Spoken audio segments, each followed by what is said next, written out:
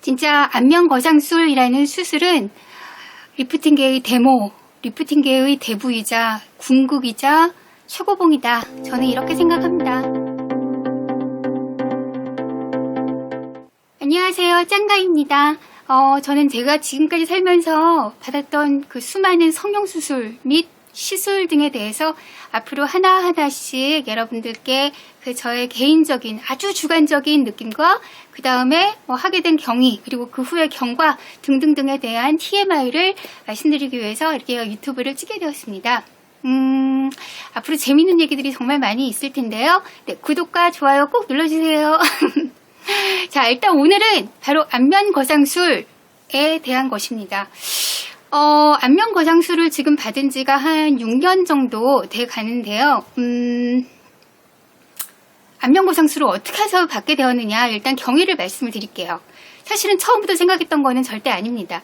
제가 그 5년, 그러니까 10년 전에 안면윤곽 수술을 받은 적이 있어요. 안면윤곽에는 그 중에 하나인 광대 수술이라고 있잖아요. 그러니까 옆광대를 이렇게 들어가게 하는 수술. 네, 광대 수술 그러면 광대를 잘라내는 거 아니냐라고 생각하시는 분들이 계실 텐데 아닙니다. 광대를 집어넣는 거예요. 그래서 그런 수술을, 광대 수술을 받았는데 그게 유일한 아무튼 가장 주된 어떤 후유증이 뭐가 있냐면 볼처짐이 올 수가 있다라는 거예요. 볼처짐. 그래서 저는 그냥 그거는 무시하고 일단 그냥 안면윤곽 수술을 받았습니다. 근데 5년쯤 지나니까 이게 기분 탓인지 뭔지 정말로 볼처짐이 나이 탓일 수도 있겠죠. 아무튼 살짝 온다라는 생각이 들기 시작했습니다. 그래서 여러분들 많이 하시는 그 피부과에서의 레이저 리프팅이나 이런 것들, 전 실 리프팅은 하지 않았고요. 레이저 리프팅을 1년에 두세 번씩 꾸준히 해 주었습니다. 시술은 별로 그렇게 부담스럽진 않으니까요. 근데 리프팅을 하고 있던 어느 날 제가 사실 그런 생각이 들게 되었어요. 제가 검색을 하다가 미니 거상 이런 거 있잖아요. 퀵 거상 이런 거.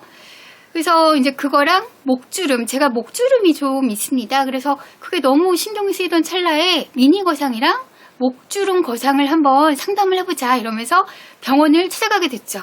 네, 병원을 이제 막 폭풍 검색을 해가지고 찾아가게 됐는데 미니 거상보다는 저한테 그냥 안면거상술을 의사 선생님께서 추천해 주시더라고요. 그리고 목거상은 할 필요가 없겠다. 근데 여러분들 하나 오해? 하나 이제 가지고 있는 선입견은 거상술은 솔직히 5, 60대 되게 약간 나이 드신 중년분들이나 약간 그런 분들이 하시지 않느냐라고 이제 저도 생각을 했거든요. 근데 이제 아무래도 후기, 그러니까 그 수술을 받고 나서의 어떤 회복 기간이라는 게 저는 솔직히 그게 너무나 겁났기 때문에 사회생활을 못 하잖아요. 그러니까 막 한 달씩 입원해야 된다 이런 소리가 있어가지고 저는 처음에는 사실은 그래서 퀵 거상을 알아봤었던 겁니다. 미니 거상, 미니 안면 거상 이런 걸 알아봤던 게 최소 절개를 통한 어쩌고 이래가지고 요즘에 그런 게 되게 유행이 많아요, 병원마다.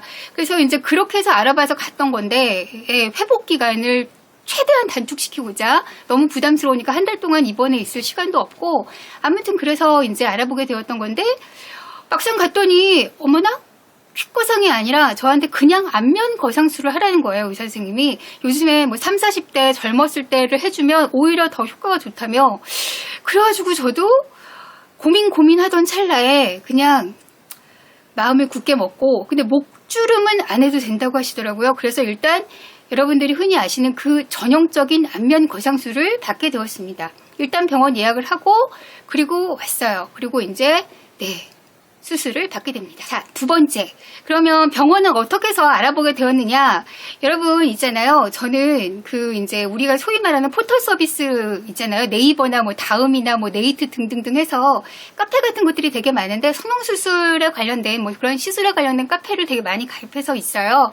근데 거기서 많은 정보를 얻으셔야 돼요, 여러분. 일단 내가 예를 들어 코 융비술, 코 수술을 하겠다 그러면 이제 그거에 관련된 폭풍 검색을 통해 각 병원의 어떤 특징과 여러 가지 굉장히 상세하게 어마어마한 우리 그 친구들이 발품을 팔아서 갔다 온 모든 그 상담 그 결과들을 어마무지하게 올려놓은 그런 카페들이 되게 많이 있습니다.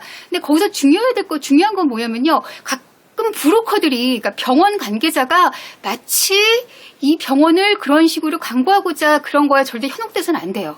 네, 여러분들 그거 계속 보시다 보면 이게 브로커인지 아닌지는 대충 느낌이 옵니다. 이게 자기가 그 겪은 정말 발품을 통한 굉장히 객관적인 그런 어떤 그 후기와 이 브로커들이 막 광고성으로 올린 거는 구분할 수 있거든요. 그래서 저는 그거 정도는 구별할 수 있어요. 그래서 일단은 엄청나게 한 일주일 넘게 폭풍 검색을 하고 뭐 블로그도 들어가고 카페도 들어가고 뭐 각 병원 사이트 다 들어가고 직접 전화도 해보고 아무튼 검색을 해서 딱 저는 3군데를 추렸습니다. 3군데를 추려서 그리고 병원을 방문을 하죠. 네, 그렇게 해서 저는 의사 선생님들 다 만나보고 난 다음에 저와 되게 잘 맞는 병원이 있어요. 여러분들도 여러분들만의 궁합이 맞는 병원이 분명히 있을 거란 말이죠. 그래서 네, 결단을 내리게 된 겁니다. 이 병원에서 수술을 받아야겠다. 그래서 아무튼 제가 병원을 방문하게 되고 그 다음에 상담을 통해서 안면거상술이라는 수술을 하기로 날짜를 잡게 됩니다. 근데 안면거상술을 제가 하기에는 너무 나이가 젊지 않느냐라고 했더니 요즘에 30, 40대도 많이 한다. 뭐 지금 하면 효과도 좋을 거다 이런 말에 또 이거를 하고 나서 제가 그러면 한 20년 후에 또 받을 수 있느냐 이 수술을 또 쳐줄 수 있으니까요. 그랬더니 당연히 받을 수 있다라는 말을 듣고 좀 안심을 하고 뭐 수술을 예약한 바도 있습니다. 근데 의사 선생님께서 굉장히 자세하게 이 원리에 대해서 설명을 해주셨는데 뭐 모든 병원이 다 공통적이더라고요. 네, 제가 알아본 모든 병원들이 한결같이 하는 말이 뭐냐면 안면거상술의 수술 원리는 그러니까 여러분들 우리가 피부가 보면은 피부 이제 표피가 있고요. 그다음 피부 진피가 있고 피부 진피의 하층부가 있어요. 그러니까 피부 표피가 있고 그 밑에 피부 진피가 있는데 이 진피가 또 상부층과 하부층으로 나뉘어진다고 하더라고요. 그리고 그 피부층 밑에는 이제 우리가 알고 있는 지방층이 있고 맨 밑에 이제 근육층이 있습니다. 피부 근육이 있겠죠. 그래서 이게 뭐냐면 이 원리는 그러니까 피부층의 진피의 하층부, 진피의 하층부서부터 근육층까지를 그냥 쫙 박리를 막 해요. 박리가 뭐냐면 피부를 떼어낸다 이제 이런 거거든요. 그래갖고 박리를 통해서 그 부분을 쫙 잡아 당겨가지고 여기 옆에 여러분 보시면 여기 이제 최소 이제 뭐 절개를 병원마다 좀 다르지만 여기 귀 옆에 요렇게 해서 요 헤어라인까지 요렇게 찢습니다. 절개를 하는 거죠. 절개를 해가지고 그 절개를 통해서 피부의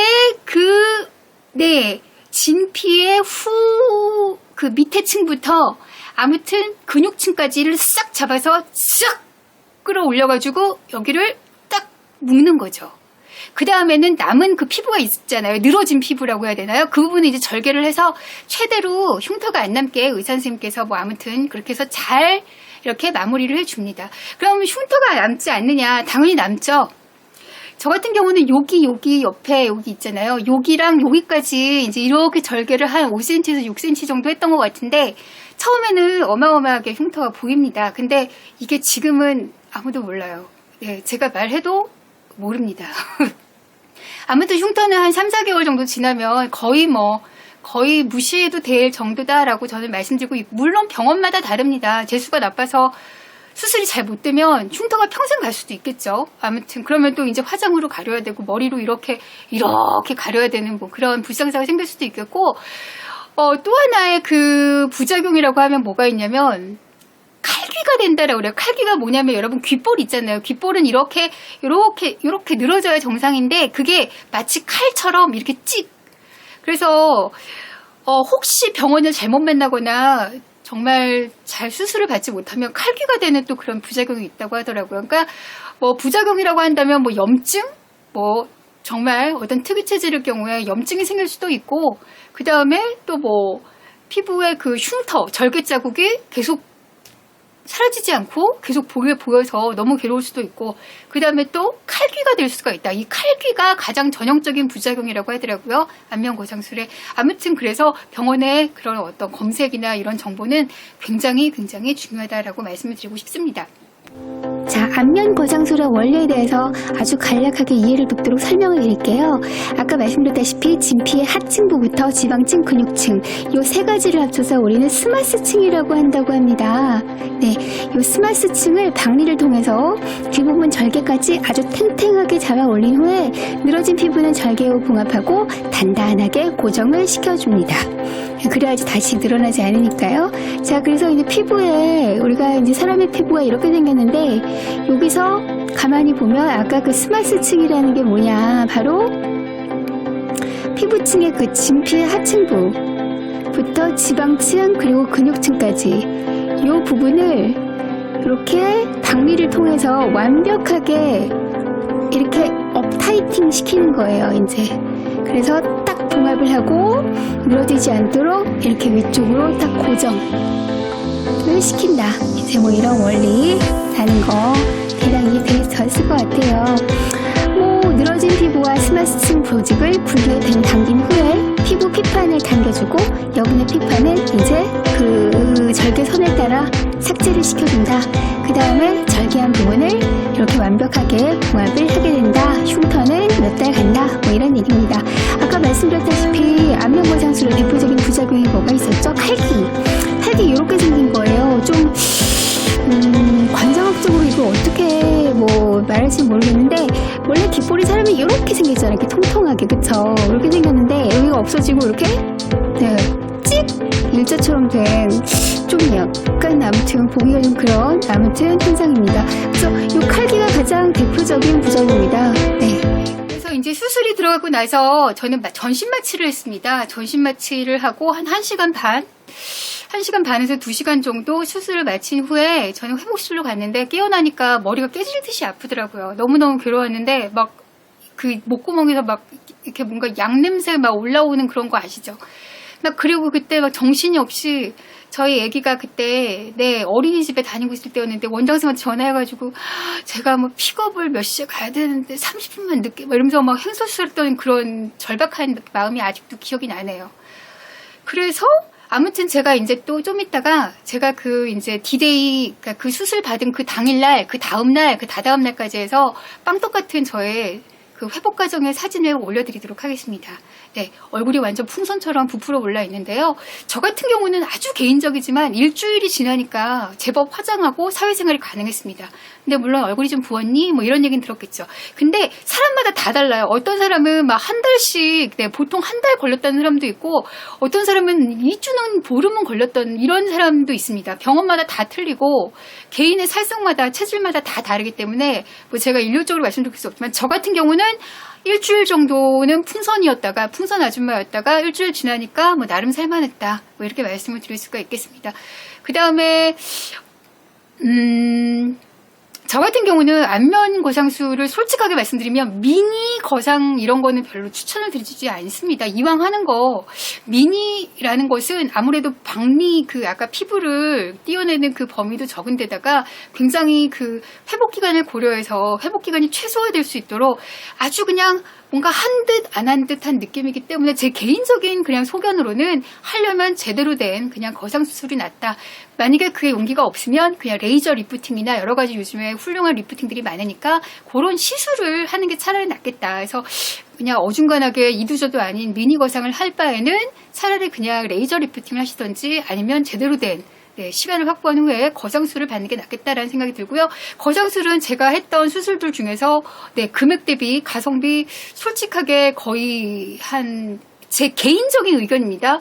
한 A0 학점으로 따지면 A0 정도는 줄 수 있겠습니다. 한 10년에서 15년 정도는 효과가 지속된다고 하고 뭐 물론 금액대가 저렴하진 않지만 그만큼의 효과가 있다. 그러나 반드시 주의할 것은 뭐냐? 부작용을 염두에 둬야 되고 회복기간 반드시 확보해야 된다 이겁니다.